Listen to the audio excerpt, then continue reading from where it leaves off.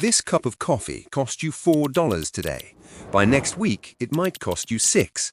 And the reason isn't inflation or a bad harvest. It's a 21-mile stretch of water in the Middle East that is currently holding the global economy hostage.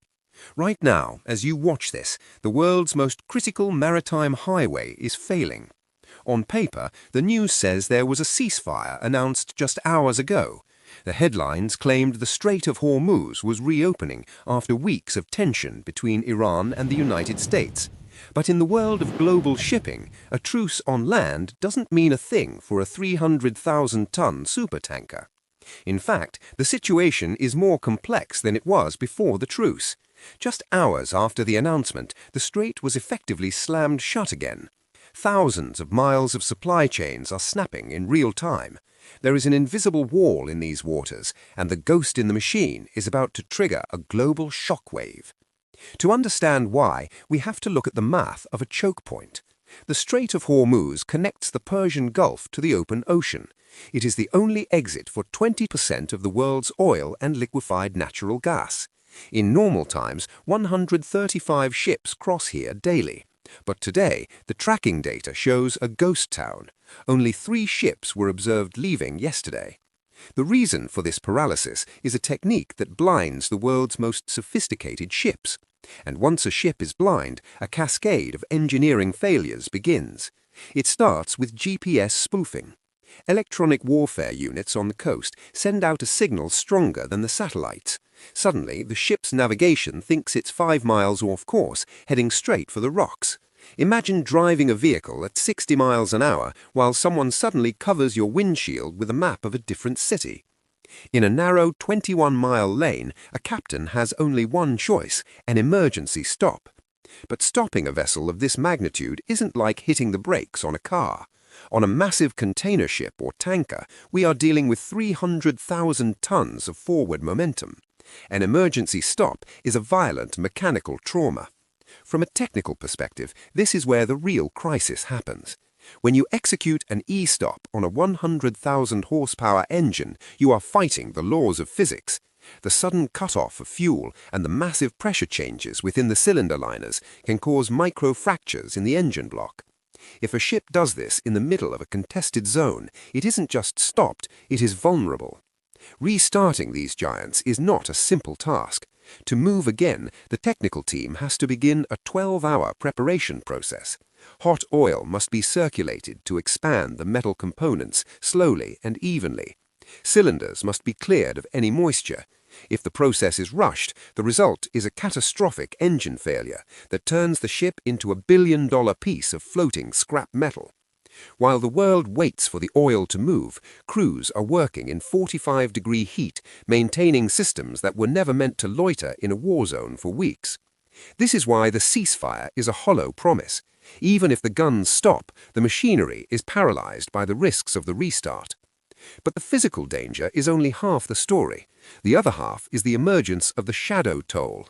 In a move that has upended decades of maritime law, new reports indicate that a security fee is being demanded for safe passage through the strait.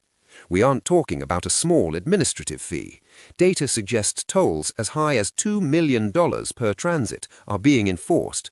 Furthermore, these payments are not being requested in traditional currency. The demand is for cryptocurrency. This isn't just a tax, it's a digital blockade designed to bypass international banking sanctions.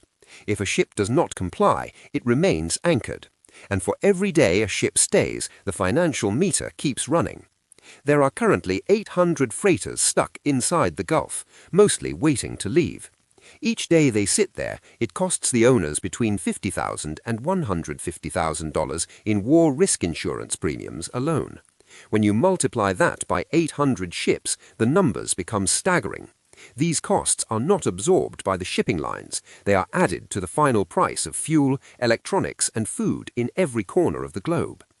Then there is the silent enemy known as the barnacle tax.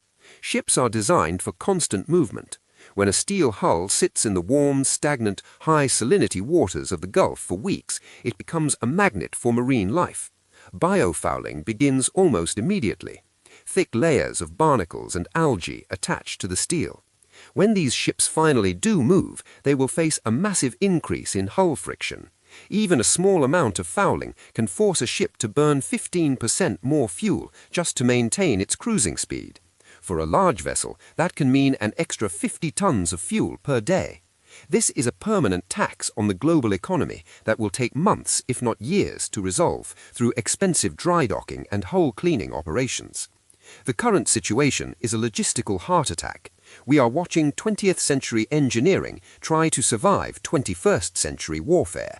While the United States has called these closures unacceptable, the reality on the water is dictated by patrol boats and electronic interference units.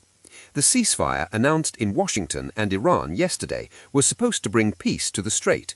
Instead, it brought a new kind of chaos, a world where the most important waterway is no longer free but for hire to the highest bidder. Whether the cause is regional skirmishes or secret negotiations, the global merchant fleet is caught in the crossfire. In the shipping world, we don't see a political victory. We see a fleet of idling giants, their engines cold, their hulls fouling, and their crews waiting for a signal that may never come. We are witnessing the end of the era of the free ocean. Until the electronic ghost is removed from these waters, and until the security tolls are abolished, the Strait of Hormuz remains effectively closed, regardless of what the diplomats say. The sea has a way of revealing the truth that politics tries to hide. This is Jahazi. We go beneath the surface to show you how the world actually moves and why it stops. If you want to understand the mechanics of global power, subscribe. We will see you in the next one.